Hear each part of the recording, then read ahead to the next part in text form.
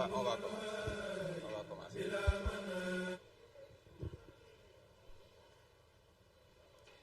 Assalamu alaikum, bonjour, chers invités.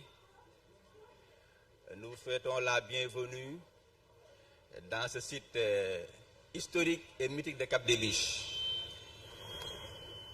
Je pense que le temps ne nous le permet pas, mais on pourrait bien vous faire un petit rappel de l'histoire de ce site, l'un des sites les plus importants de Senelec et du Sénégal en termes de production d'énergie. Donc cette centrale de Cap des Biches qui est en train d'être construite depuis quelques années, et aujourd'hui nous sommes à une phase extrêmement importante. Nous vous souhaitons la bienvenue. Je pense qu'aujourd'hui sera l'occasion de vous présenter un peu ce projet. D'où vient ce projet? Quelles sont les parties prenantes?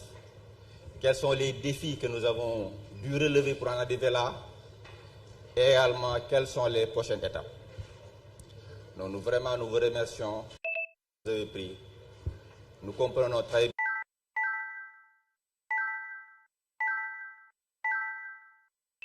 Beaucoup. Ou bien également, ont l'esprit à tout bas. Mais vous avez dû quand même sacrifier votre temps pour venir partager avec nous ces moments.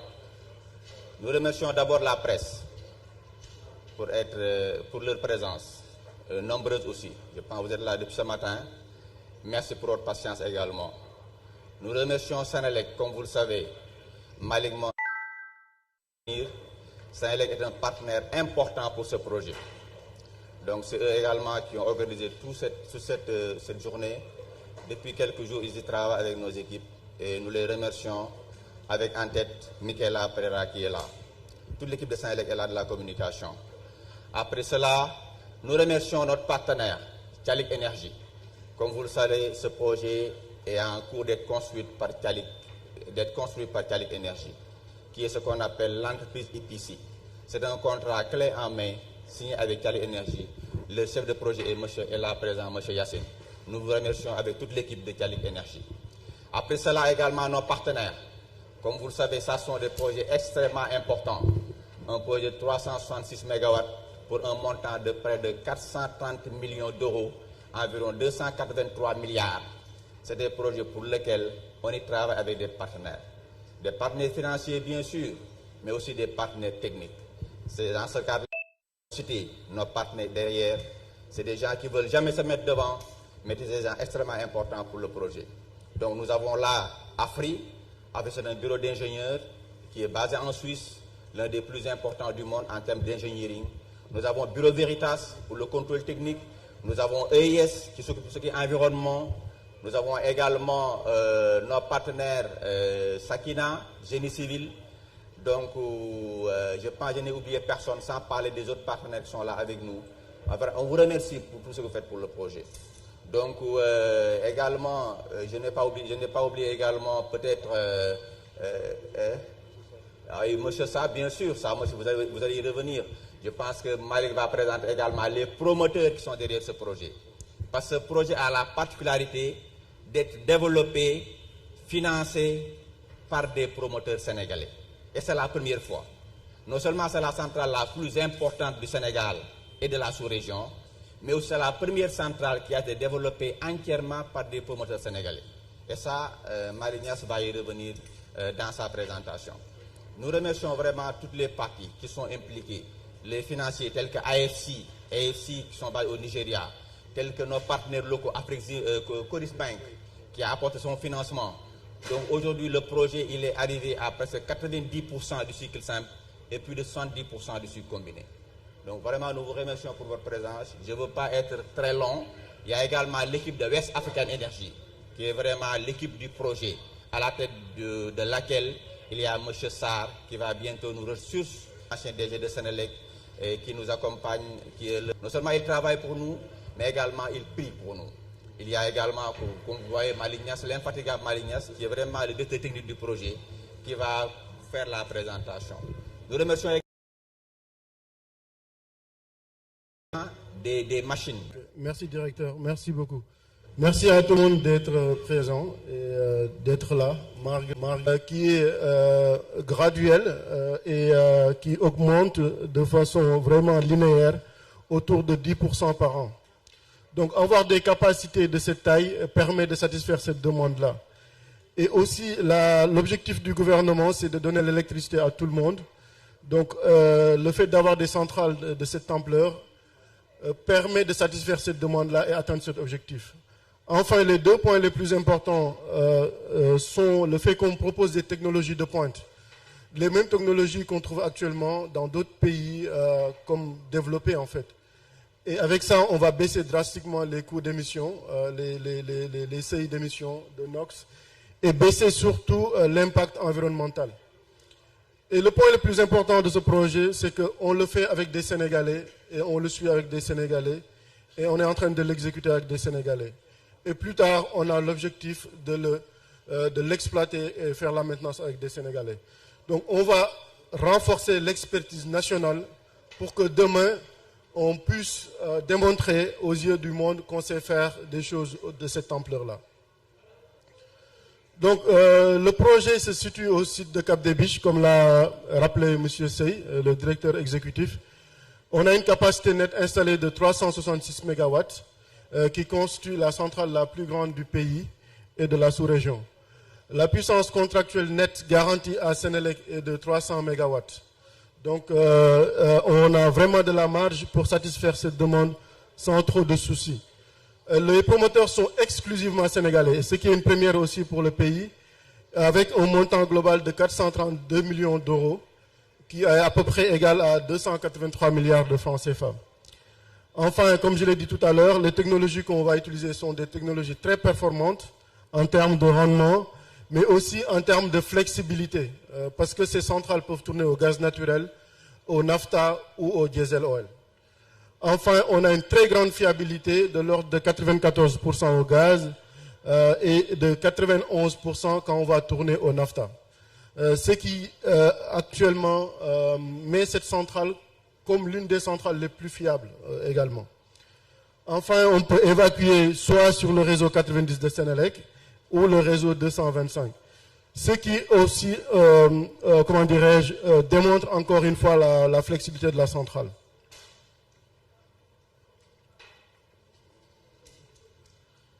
Donc les principaux équipements, c'est deux turbines à gaz J type 903 avec une turbine à vapeur aussi J type STF à 200. On a derrière chaque turbine à gaz des chaudières de récupération pour produire de la vapeur en récupérant l'énergie thermique qui est issue des turbines à gaz après combustion. Enfin, dans le cadre du projet, on va étendre le projet, le GIS 90 de Sénélec existant pour pouvoir évacuer sur le réseau 90. On va également construire un nouveau poste 225 pour l'évacuation sur le réseau 225 de Sénélec. On a aussi un poste de production d'eau dominée de 68 mètres cubes par heure, qui est vraiment considérable quand on regarde sur ce qui se fait pour des centrales identiques de l'ordre de 10 mètres cubes heure. Enfin, on a une station de conditionnement de gaz pour le fonctionnement en gaz naturel, une station de déchargement de combustible liquide comme le naphtha ou le gasoil. J'accélère vite parce qu'on est un peu rattrapé par le temps. Mais s'il y a des questions, on pourra toujours revenir et faire le point. Donc ça, c'est les dispositions donc, au niveau de la centrale. Je pense qu'on va faire le tour. On ne va pas perdre trop de temps compte tenu du temps qui est un peu serré. Ce qui est important de savoir, c'est qu'on est à côté du building administratif qui va également servir de salle de contrôle qu'on pourra visiter tout à l'heure. On aura aussi la turbine à gaz numéro 2 qui est prête à être démarrée. Et donc aussi le bâtiment électrique qui est également en phase d'opération. Donc tous ces systèmes-là, on va les voir un par un pour expliquer l'état d'avancement en termes de construction et de mise en service. Ça, c'est une autre vue aussi de la centrale, côté sud-ouest et côté sud-est. Nord-est, excusez-moi. Donc, on voit ici les turbines à gaz et les transformateurs. Et derrière, on voit les chaudières de récupération. Sur l'autre photo, on voit tout ce qui est stockage de combustible liquide et le système de refroidissement, en fait. Donc ce slide est très important. Je pense qu'on va passer quelques minutes là-dessus en fait pour clarifier en termes d'organisation, de structure du projet. Donc c'est un projet type Project Finance développé par des Sénégalais 100%. Donc il y a Locafrique Investment, Monsieur Afrique Invest, l'entreprise Afrique Invest, gérée par Monsieur Sarr, qui a vraiment conçu, développé, cru en ce projet, l'idée de ce projet-là de A à Z. Et là, vraiment, j'insiste là-dessus. Si on est là aujourd'hui, c'est grâce à lui, quoi, simplement. Certes, on travaille avec lui, on le supporte, mais c'est lui vraiment le driver, en fait. Donc, les autres investisseurs, il y a CITAF, de monsieur, comment dirais-je, Abdoulaye Dia. Il y a Sahel Investment de monsieur Arona Dia, monsieur Moustapha Ndiaye et Sénélec. Sénélec également joue un rôle clé. Parce que non seulement le fait qu'ils sont actionnaires à hauteur de 15%, mais ils nous supportent aussi sur tout ce qui est technique, la partie technique du projet, notamment l'interface avec le réseau électrique. Ils sont également acheteurs, comme on peut le voir ici. L'énergie qu'on va produire va être vendue exclusivement à Sénélec. Et à terme, ils vont nous fournir en gaz, quoi. De l'autre côté, on a GE, qui est le constructeur des équipements majeurs comme les turbines à gaz, le système de contrôle-commande, mais aussi les chaudières de récupération. Ils font également tout ce qui est engineering de base, donc la conception de la centrale, et ils garantissent aussi les performances de la centrale à la fin de la construction.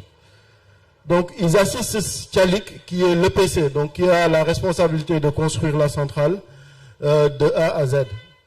Donc, à la fin aussi, on va avoir les mêmes partenaires, c'est-à-dire Tchalik qui va faire l'exploitation et la maintenance avec une équipe constituée principalement de locaux. Et donc, on aura aussi GE qui va faire le travail pour tout ce qui est maintenance des équipements majeurs comme les turbines à gaz, vapeur et alternateurs. Donc, on a aussi des assureurs locaux comme PA qui travaillent avec des réassureurs à l'international pour gérer toute la partie assurance du projet. Enfin, pour la fourniture de combustible liquide, il y a Petrosen qui nous assiste aussi sur ce point-là. Donc, les acteurs du projet, il y a nos financiers, AFC, Africa Finance Corporation, qui sont basés au Nigeria. Il y a Afrexim Bank, qui sont basés en Égypte. Il y a ICD, qui participe aussi au financement et qui sont basés à Jeddah. Donc, ils travaillent avec une banque locale, Coris Bank, qui est notre partenaire financier local, qui a vraiment supporté le projet depuis le début jusqu'à la phase actuelle d'exécution, quoi. Et donc, on a aussi des avocats qui sont basés à Londres, Faskent. Vous savez qu'un projet de cette ampleur a besoin vraiment d'accompagnement sur tous les plans, que ce soit juridique, que ce soit financier, d'où la raison pour laquelle on a Global Infrastructure Advisor, GIA, qui sont également basés à Londres, et AFRI, qui sont basés en Suisse, qui accompagnent le projet sur toutes les études engineering, sur la phase exécution. Et ils sont actuellement présents au niveau de la salle. Vraiment, on leur remercie pour leur dévouement, leur support pour ce projet. Ils ont grandement participé à la réussite de ce projet-là. Et enfin, il y a tous nos partenaires locaux comme Sakina, qui nous assistent sur la partie génie civil et actuellement sur la partie électromécanique. Il y a AIS qui s'occupe de tout ce qui est environnemental, tous les points environnementaux et sociaux. Enfin, Centre de la mer, sur tout ce qui est études marines, et Petrosen, comme je l'ai dit tout à l'heure, sur tout ce qui est combustible liquide. Donc, il y a également Bureau Veritas qui fait tout ce qui est contrôle réglementaire, depuis les phases études jusqu'à la phase exécution. Ils ont également une équipe qui est présente sur le site H24 pour surveiller les travaux, pour être sûr qu'ils sont conformes avec la qualité réglementaire requise. Enfin, de l'autre côté, on a les constructeurs Tchalik Energy qui coordonnent les activités de construction, de mise en service de la centrale et qui travaillent de façon étroite avec General Electric et leurs sous-traitants. Bon, l'État du Sénégal, effectivement, qui surveille tout, qui coordonne tout, qui donne la garantie gouvernementale qui a permis ce projet d'avoir lieu, mais qui donne également tout ce qui est autorisation nécessaire pour la construction, la mise en service et l'exploitation de la centrale. Donc l'équipe dirigeante du projet est constituée du directeur général, M. Samuel Sarr, avec son équipe d'assistants.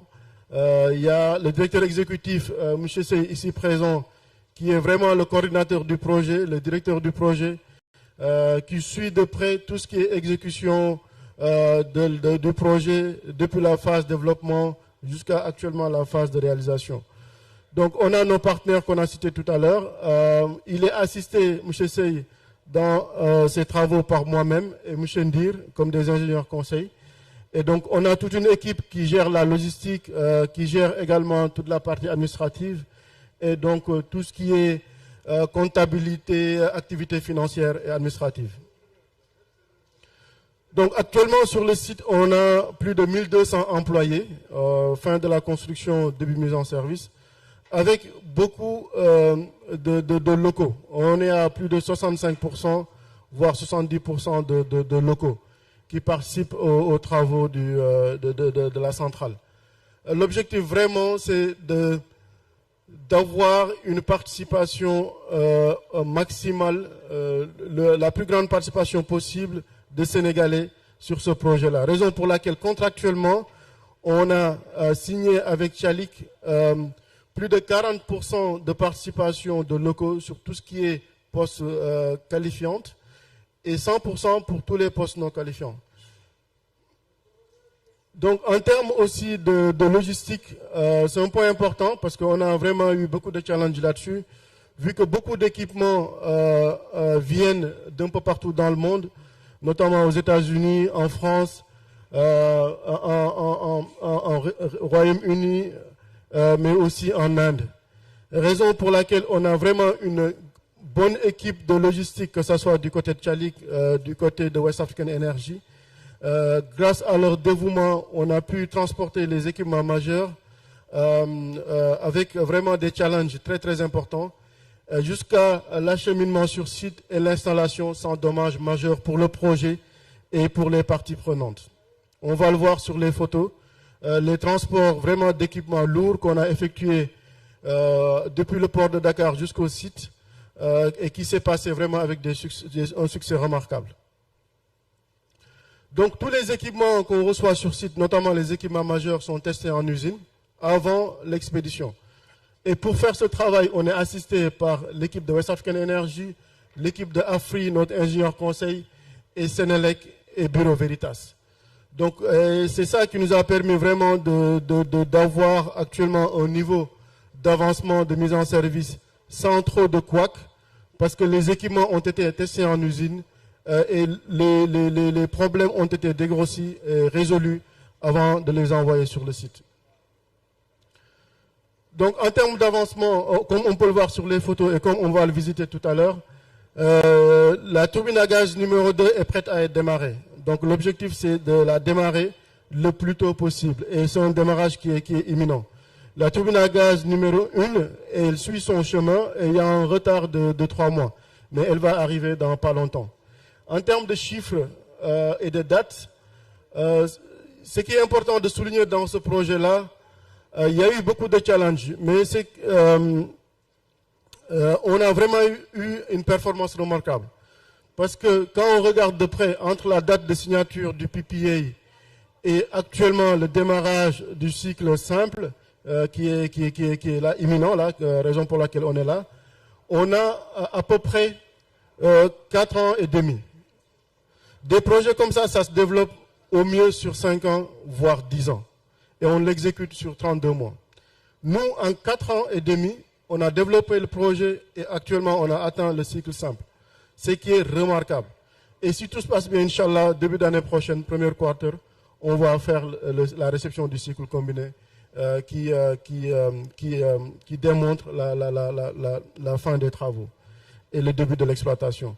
C'est vraiment une étape importante. On l'a réussi parce qu'on a eu l'idée de développer très tôt une stratégie de Early Work Agreement, c'est-à-dire la mise en place de travaux préliminaires pendant qu'on fait le développement. Et donc, à la suite, à la suite de ces travaux préliminaires, on a signé le contrat EPC. Tout ça, c'est une stratégie qui est mise en place pour avoir un projet en mode fast track.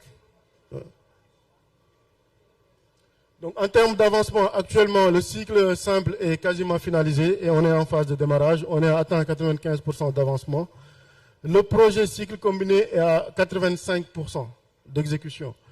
Les études engineering sont bouclées quasiment, pareil aussi pour tout ce qui est approvisionnement et achat. Donc là, on est en phase également de finalisation du génie civil, on va le voir tout à l'heure. Les travaux mécaniques aussi pour la partie cycle simple sont finalisés. Ce qui reste, c'est la partie cycle combiné. Tout ce qui est travaux électriques aussi, cycle simple, c'est finalisé. Il nous reste donc la partie cycle combiné. Et donc là, en mise en service, la partie cycle simple, on est en phase de démarrage de la turbine à gaz numéro 2. Mais globalement, sur le projet, on est autour de 30%. Donc là, on va voir système par système. La turbine à gaz numéro 2, elle est prête à être démarrée. Donc là, on est dans les phases de démarrage. Donc tout ce qui a besoin d'être fait en termes d'installation, en termes de tests, pré-allumage, tout ça a été bouclé, quoi. Et donc on va le voir tout à l'heure, c'est une machine qui est prête et donc on va la démarrer dans les heures à venir, Inch'Allah. Donc la turbine à gaz numéro 2, comme je l'ai dit tout à l'heure, on a eu un peu de retard pour une raison liée à un obstacle majeur. Un câble qui traversait la zone du transformateur qu'on a dévoyé il y a 2-3 mois. Et raison pour laquelle on a pu reprendre les travaux. Et là, Inch'Allah, d'ici 3 mois, on pourra finaliser aussi cette turbine à gaz. Donc, en termes d'organisation de travail, tous les jours à 8h30, on fait un point sur le déroulement de la journée avec toutes les équipes concernées au niveau du PEC et avant d'attaquer les travaux.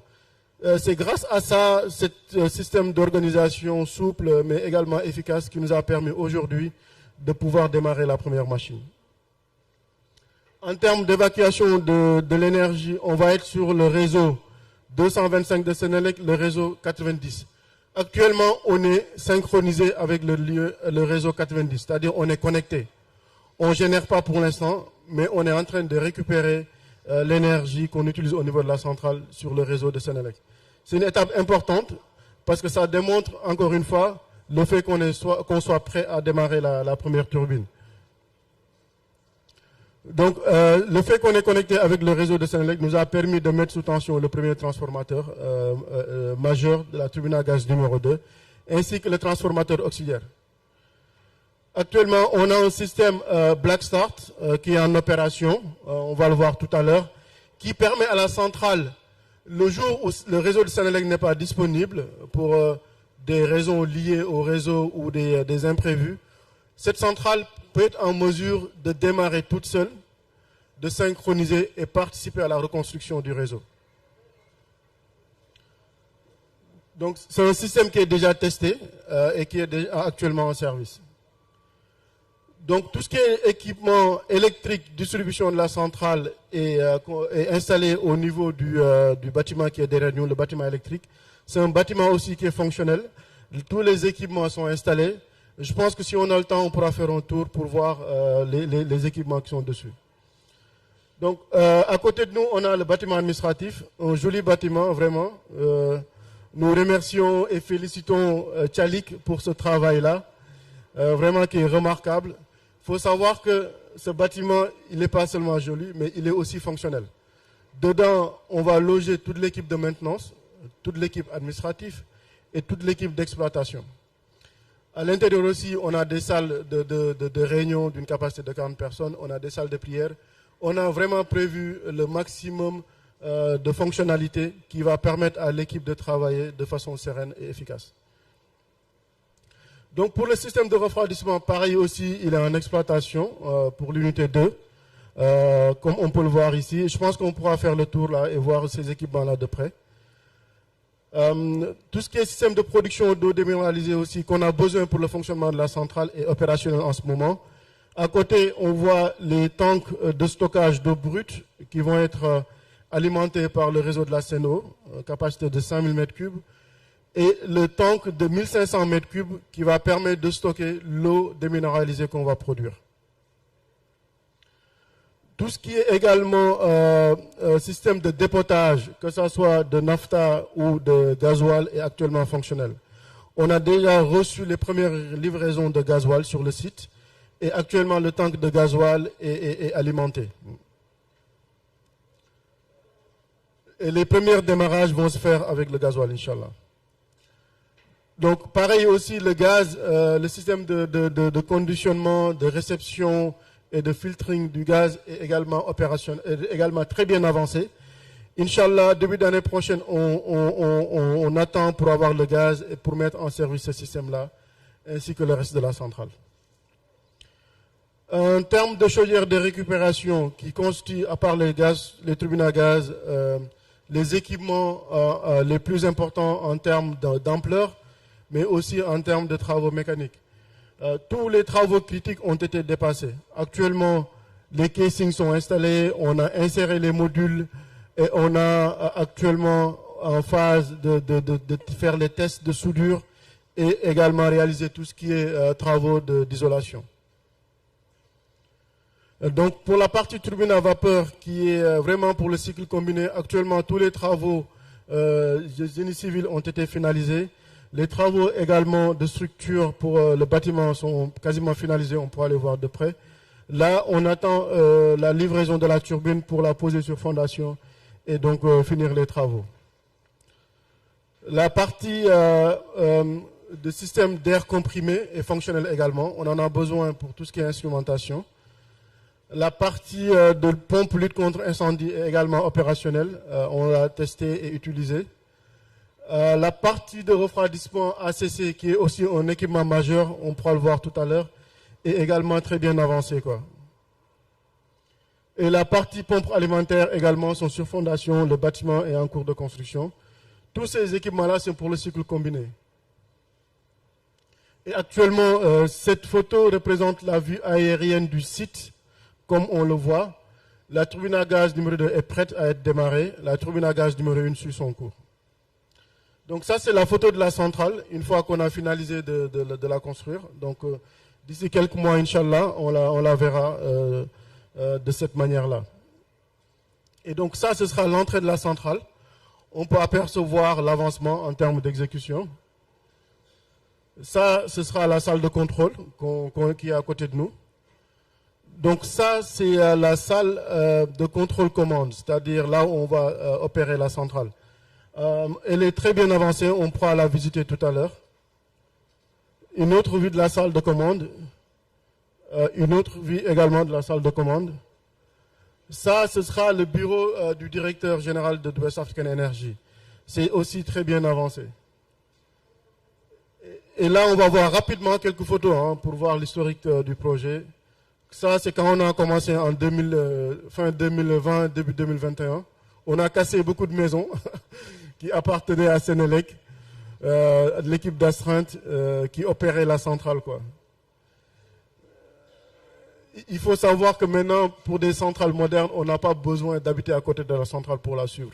Il y a beaucoup de technologies qui permettent de suivre à distance. Et donc, il y a un niveau d'automatisation très avancé. Raison pour laquelle les agents n'habitent plus à côté des centrales, nécessairement. C'est pourquoi ces villas-là n'avaient plus besoin d'être là. Et c'est pour cette raison-là, Sénélec nous a donné le terrain, quoi, pour construire la centrale. Donc ça, c'était le site lors de la préparation en 2021. Ça, c'est après préparation avec tous les contrôles d'accès.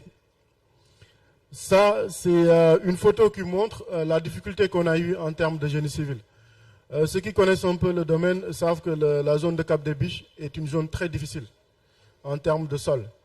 Donc tous les travaux de génie civil en termes de fondation sont faits avec des micropieux. Tous les bâtiments que vous voyez ici reposent sur des micropieux de 11 mètres de profondeur. Ça, par exemple, c'est la turbine à gaz, les fondations de la turbine à gaz. On a les micropieux, après on a une dalle de 4 mètres sur laquelle on pose la turbine. Ça, c'était une photo du site, il y a de cela un an et demi. On voit ici l'état d'avancement du bâtiment électrique et du bâtiment administratif qui est à côté de nous, et les fondations de la turbine à vapeur. Donc ça, c'est le bâtiment administratif, bâtiment électrique, pareil, bâtiment administratif. Ça, c'était une photo du site il y a quasiment une année. Hein. Donc on voit l'usine de production de minéralisés qui est prête actuellement. Ça, c'était une photo du site pareil à la même époque avec les fondations des tanks. Ça, c'est une photo là qu'on a présentée parce que derrière ce qu'on voit ici sur site, à côté, on a un gros atelier de soudure, de chaudronnerie, de préparation de tuyauterie qui est fait constitué par l'équipe de Tchalik, mais aussi beaucoup de locaux, quoi. Ça, c'était l'installation de tout ce qui est tuyauterie de drainage. Les tests qu'on a fait en usine pour les turbines à gaz. Donc, cette photo est importante parce qu'on voit également toutes les équipes du projet qui sont représentées, à savoir West African Energy, Senelec, Afri, BV et l'équipe de Tchalik et de GE. Ça, c'est une photo en Turquie lorsqu'on a testé les transformateurs en usine avec Senelec, Tchalik et West African Energy. Ça, c'est une photo du test en usine de la turbine à vapeur en Pologne. Une photo du test du diverteur dampeur qu'on va utiliser pour les premières opérations de la turbine à gaz en Turquie. Une photo du test du système de traitement des eaux pour la production d'eau déminéralisée. Pareil, ça c'était le transport des transformateurs depuis la Turquie jusqu'à la réception au port de Dakar et le transport vers le site. Donc ça c'était la cérémonie de réception au port de Dakar des transformateurs en présence du directeur de Senelec et du directeur du port de Dakar. Ça c'était la réception des turbines à vapeur, des turbines à gaz au port de Dakar. Donc une cérémonie de réception en présence du directeur général de Senelec, directeur du port. Ça, c'était exactement l'année dernière. Hein. L'année dernière, on a reçu les turbines à gaz transportées vers le site. Et actuellement, on est prêt à les démarrer. Ça démontre encore une fois, en termes d'exécution, l'efficacité de l'équipe projet. Donc ça, c'est des photos qui montrent le transport de ces équipements majeurs, l'arrivée sur site, qui démontre vraiment le challenge et donc le professionnalisme des équipes qui ont pu réaliser ces travaux-là sans trop de couac. Donc ça, c'est la pose des turbines à gaz sur fondation. L'installation après l'installation des turbines à gaz sur les fondations. Ça, c'est une photo qui montre tout ce qui est close cooling. Une photo qui montre le diverteur dampeur qui est un élément clé pour l'opération qu'on va faire. Une photo du site il y a un an. Une photo du site en novembre 2021. En novembre 2022. En janvier 2023. Et en janvier 2024. Et actuellement, la photo du site en juillet 2024, où on est prêt à démarrer la première turbine. En façon vraiment résumée rapide, ça c'est le projet, depuis la phase de développement jusqu'à la phase d'exécution. S'il y a vraiment des points à clarifier ou des photos sur lesquelles vous aimeriez qu'on revienne, je crois qu'on pourra le faire. Je vais peut-être passer la main à M. Sey, qui va peut-être conclure pour la deuxième étape. Merci beaucoup. Merci Malik. Applaudissez fort. Merci Malik pour la belle présentation. Je pense que vous avez fait une présentation sommaire, mais exhaustive du projet. Depuis son démarrage, les parties prenantes et aujourd'hui également l'étape que nous entamons aujourd'hui, qui est vraiment le démarrage de la première turbine à gaz. Donc c'est extrêmement important. Parce que comme vous savez, nous tombons à une période de chaleur où Senelec a besoin d'énergie. Et cette turbine à gaz fait 120 MW, une seule turbine à gaz. La centrale, c'est 366 MW. Donc, merci beaucoup, Malik. Je pense qu'on a prévu à la suite de ça, peut-être s'il y a quelques questions auxquelles Malik peut répondre, mais on a prévu d'aller faire le tour pour que vous puissiez regarder les installations réellement en visu, avant après d'aller prendre une pause déjeuner, parce que comme je l'avais dit, quand même il y a les Ndawen, tout ça qui sont là, et qui voudraient bien se rafraîchir. Donc je ne sais pas, Michaela, si le programme vous convient, parce qu'il y a une conférence de presse qui sera prévue quand même dans l'après-midi avec la directeur de Sénélec. Moi, ce que j'aurais proposé, c'est peut-être qu'on aille faire un petit tour. Ça pourra vous permettre d'avoir quand même de plus amples informations sur le projet. Et après ça, on fera une pause déjeuner. Et à la suite de ça, Sénélec va venir avec les... Et en ce moment-là, peut-être, il y aura une conférence de presse, l'occasion pour laquelle il y aura une communication officielle de la direction générale. Je ne sais pas si cette remarque vous convient. Si c'est le cas, on va y aller, on va se déplacer pour aller directement au niveau du site pour aller regarder ce qui se passe. En tout cas, merci encore. Merci Malik, merci. Okay, merci. You can start the genset. You can start the genset. Okay.